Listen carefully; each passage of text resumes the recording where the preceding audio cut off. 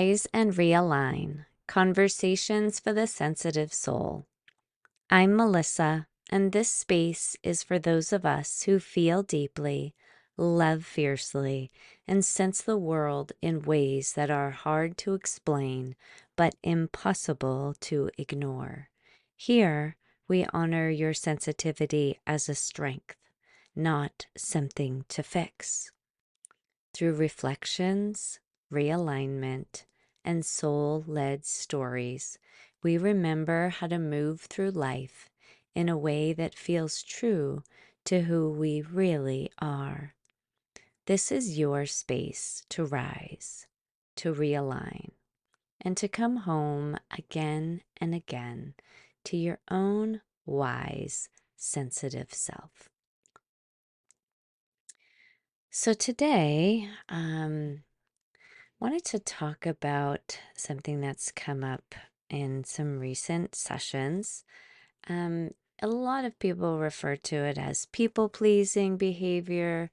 But when it comes to, being a sensitive woman, especially, right? Like, it's important to understand that there's a different nuance and lens to look at, again, what many people call people pleasing behavior. So the way I approach it may not be how you've heard from others. It just might not be the way you expect. But again, this topic is, not here to shame anyone or even to fix it. It's more about understanding it because, again, as sensitive individuals, right? Highly sensitive individuals, meaning, we're in that minority of the population, roughly 20%, right, who have a more finely tuned nervous system.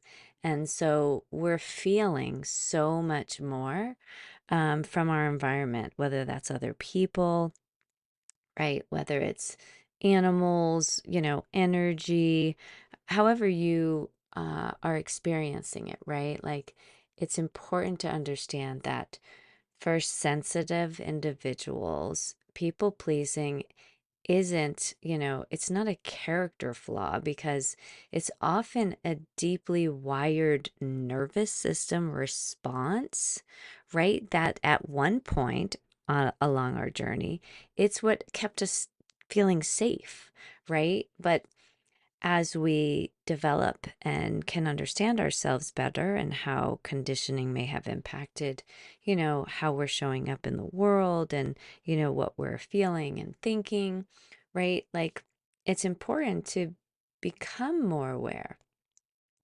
because when we're repeatedly saying yes and ignoring our body's own signals, um, you know, we're getting depleted way faster, right? And um, we don't really recognize this as a form of self-abandonment, right? So again, I am always here to honor each one of our journeys and how unique they are because it does depend what age, what stage, what phase of life. There's really many angles to understand, what our journey is like.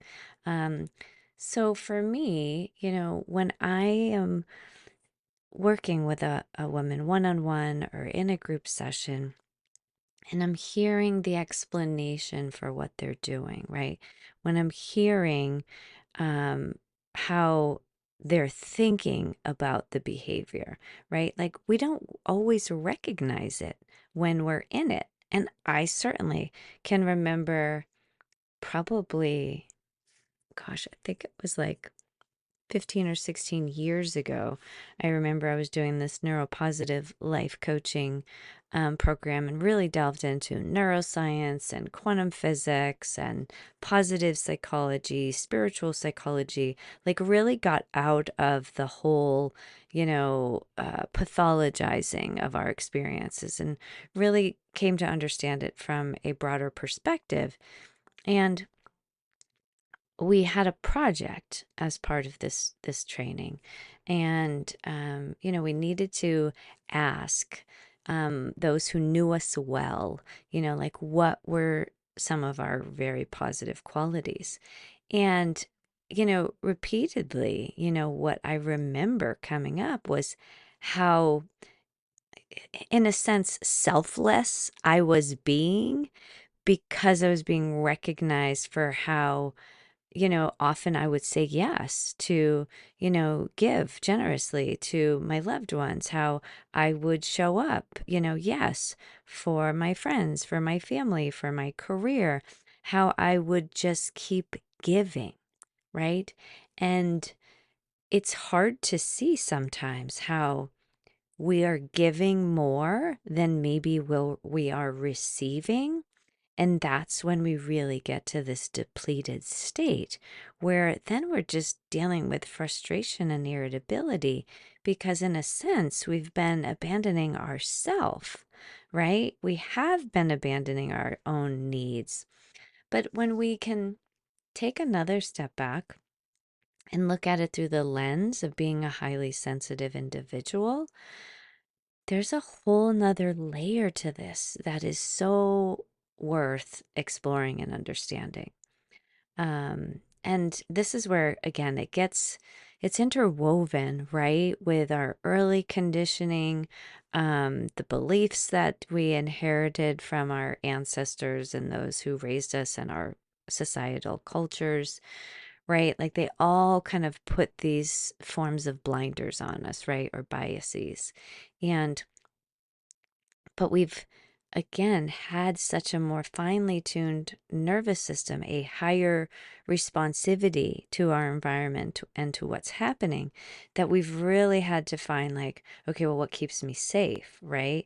And maybe safe doesn't ring a bell for you. Maybe it's more of, what calms things down, what, makes you feel like you can finally rest, or maybe what gives you a sense of peace, right? So we're often the ones more willing to give generously, right? And again, I honor all people on this planet, but for me, being a highly sensitive individual and an awakened soul, it's really important, that I keep speaking for and from that voice of being a highly sensitive individual. So, what I really want to again help you understand, if you haven't considered it from this perspective, right, is that when you are willing to say, okay, I'm going to do this thing that is going to help this person that I do care about, or it's going to help this relationship because I need to work with them, whether it's in a career capacity or a co-parenting capacity or just any kind of, family or friend type of circle, right? Like, how often do you say yes to others and what they request, but you're sacrificing yourself and your needs in a sense? Like you are you are saying yes to someone else's needs because you can see it, and you may see it as, well, I care about them. I want them to be well. I want them to be happy. I want them to have this win, right? Like you can certainly see it from that perspective. And then there's another perspective is like, well, but if I cooperate with their requests, right? If I compromise my own needs for them, you know, that could likely lessen their reactivity to something else, right? Like, so again, there's multiple ways to look at what many call people pleasing behavior.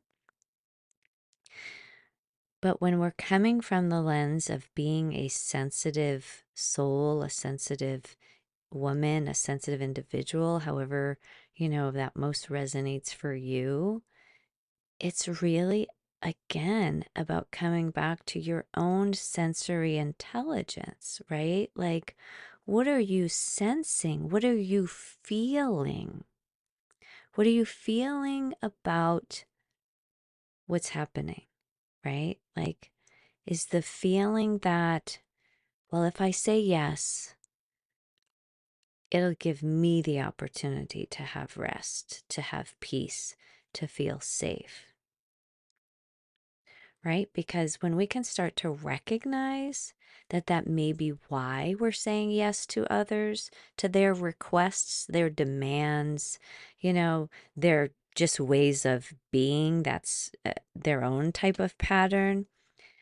Us saying yes to it allows that to continue. It allows your own felt sense of safety and calmness, rest or peace to be externally controlled.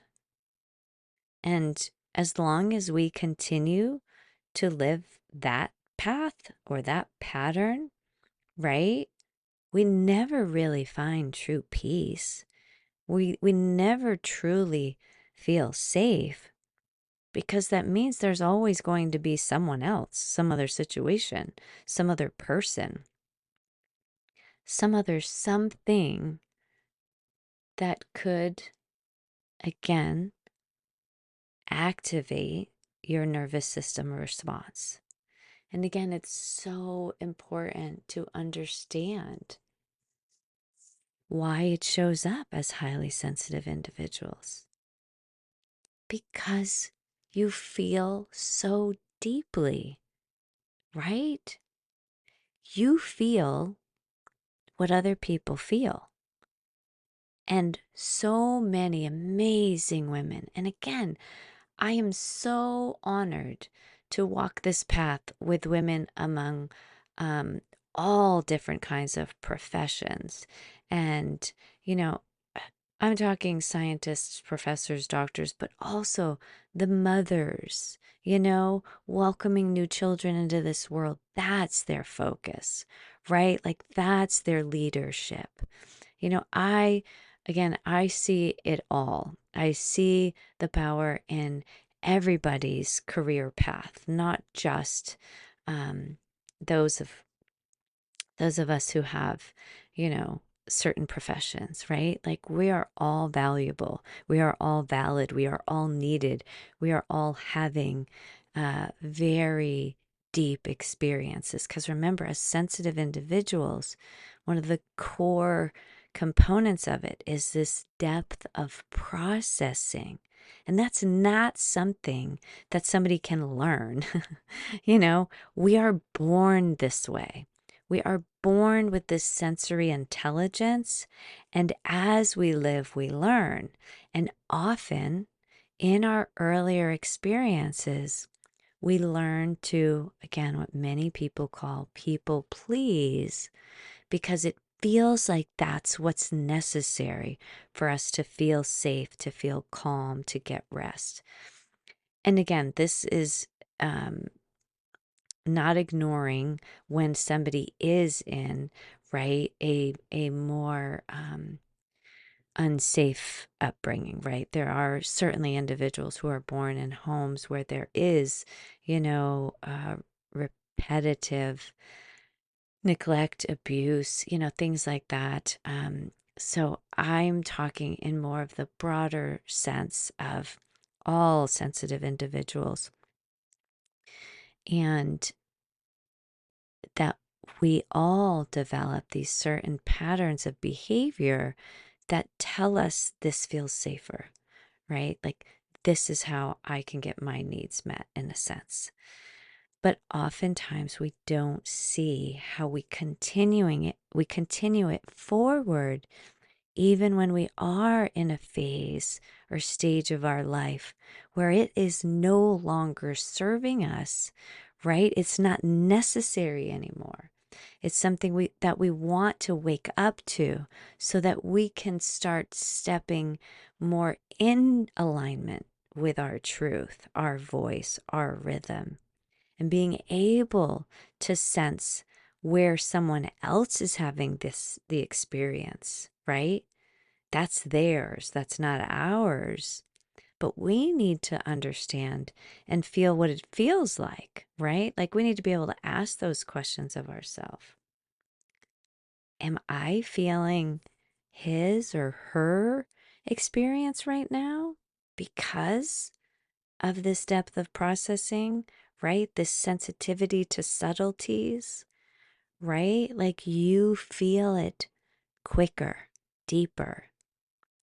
And so often, as sensitive individuals, we walk this earth uncertain about where someone else is there, where their vibe, their frequency ends, right? And where ours is.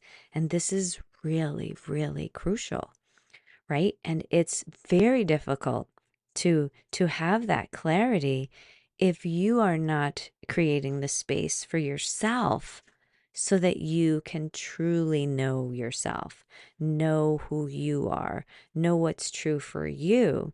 Because the more you're tuned into you and your own frequency, right? And what you know to be you, the easier it becomes to recognize, like, oh, that's their experience and I'm feeling it. It's touching the edges of my electromagnetic field, right?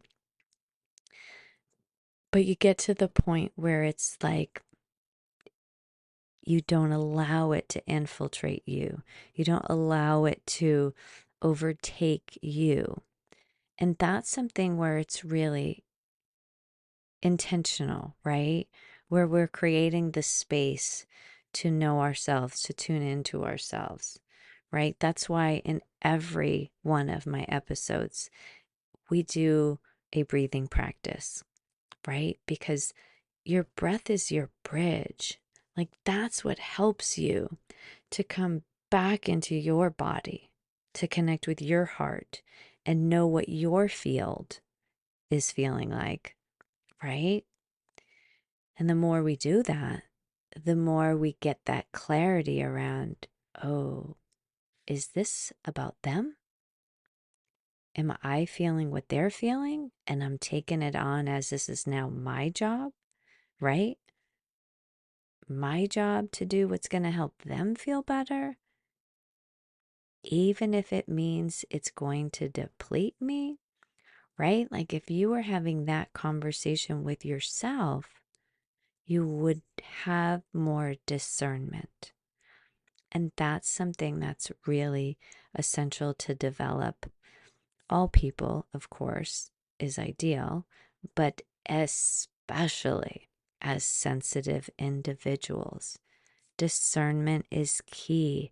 And so I often see my path, as I'm guiding other sensitive women to this understanding, this awareness, right? So they can wake up to the patterns that have been operating under the surface and really come back into alignment with again their own inner voice, truth, and rhythm.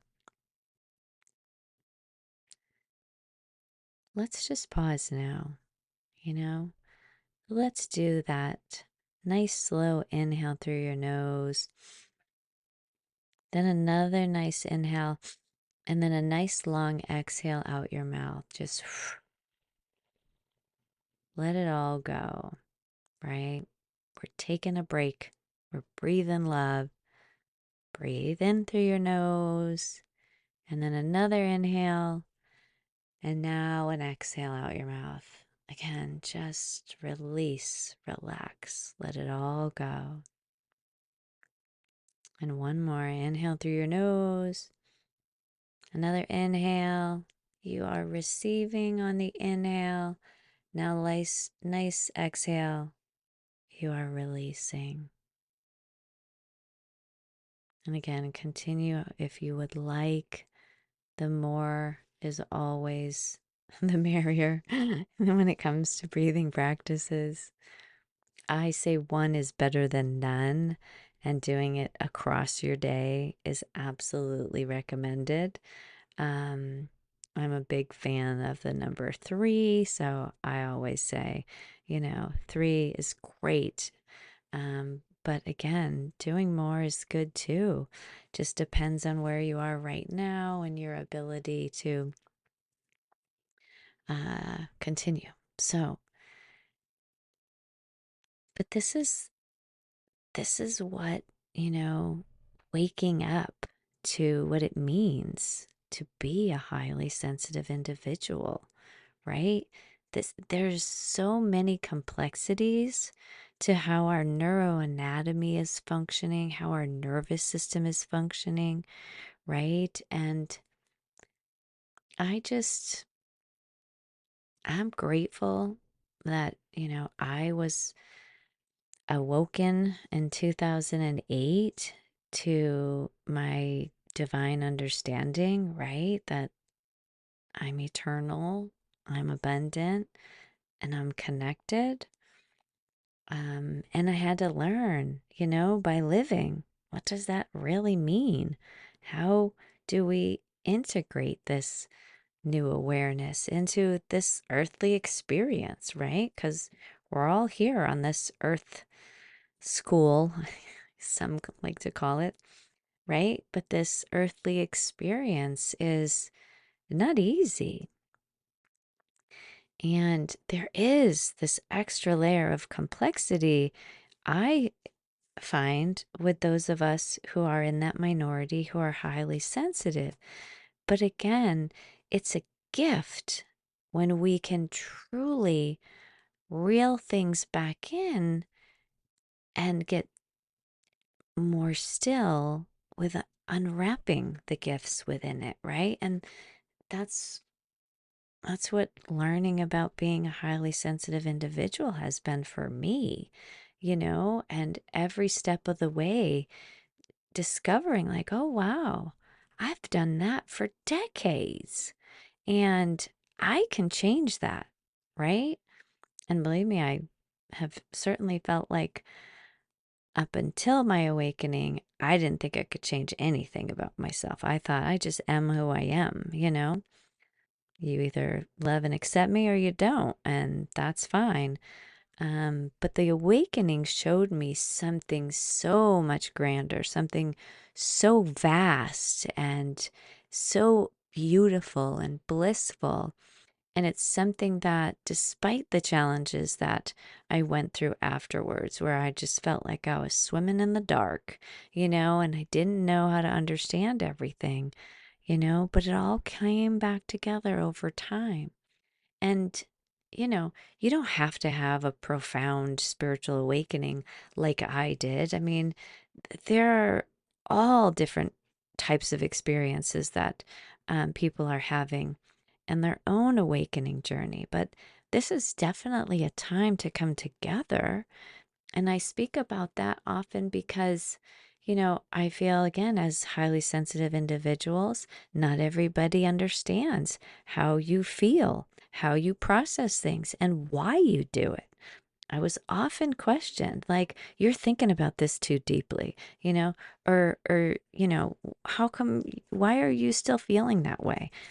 Why haven't you let that go yet? And it's just like when I didn't have the language to explain why I was doing what I was doing or why I was experiencing what I was experiencing, it sometimes made me feel like, well, okay, what's wrong with me then? And that's not a fun question to ask ourselves.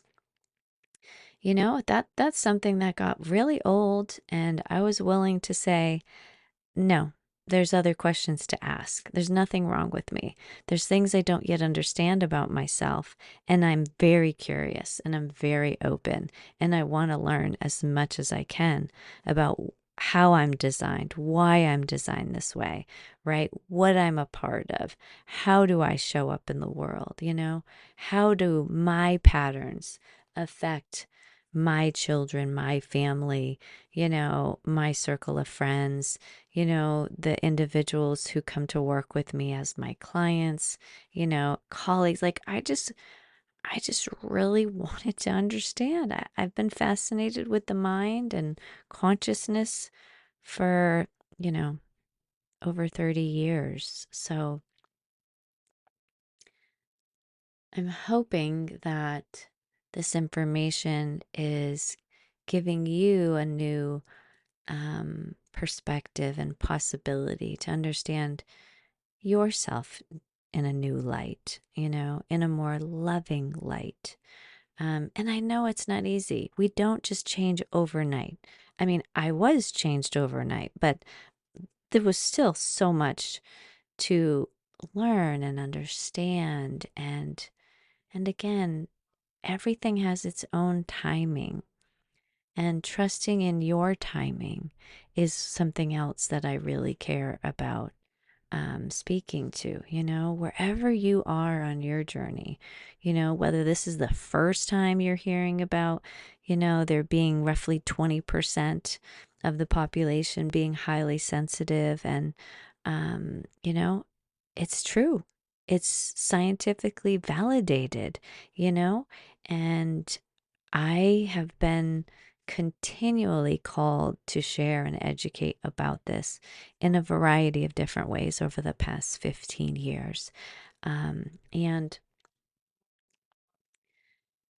if you're recognizing, your own people pleasing or over giving as a sensitive woman or any of the other things that I've shared, maybe you've had your own spiritual awakening and you haven't yet found a another person who understands it or a circle of people, right? Like, know that I'm here.